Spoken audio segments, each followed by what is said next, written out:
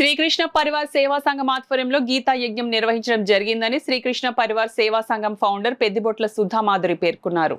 కార్తీక మాసం శుద్ధ ఏకాదశి సందర్భంగా కాకినాడ జగన్నాథపురం శివాలయంలో గీతా గోవిందం నిర్వహించడం జరిగిందని శ్రీకృష్ణ పరివార్ సేవా సంఘం ఫౌండర్ పెద్దిబొట్ల సుధామాధురి తెలిపారు. శనివారం కాకినాడ జగన్నాథపురం శివాలయంలో శ్రీకృష్ణ పరివార్ సేవా సంఘం ఆధ్వర్యంలో యజ్ఞం నిర్వహించారు. ఈ సందర్భంగా ఆమె మాట్లాడుతూ ప్రతి కార్తీక మాసంలో ప్రత్యేక పూజలు నిర్వహించడం జరుగుతుందని తెలిపారు. ఈ కార్యక్రమంలో రామకృష్ణ, పల్లంరాజు, పుల్లారావు, పురుషోత్తం, లక్ష్మి, సాయి, కృష్ణ, చంద్రకళ, రాజేశ్వరి, అరుణ, భవాని, అలివేలు తదితరులు పాల్గొన్నారు. ఓం శ్రీ పరమాత్మనే నమః.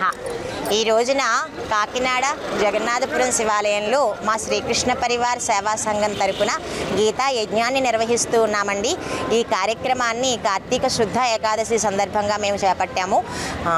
ఇంచుమించు 100 మంది పైగా మా గీతా సాధకులు మేము ఇక్కడ హాజరయ్యాము. స్వామివారికి ఆహుతులు సమర్పిస్తూ స్వాహాకారాలతో గీతా యజ్ఞాన్ని చేపడుతున్నాము.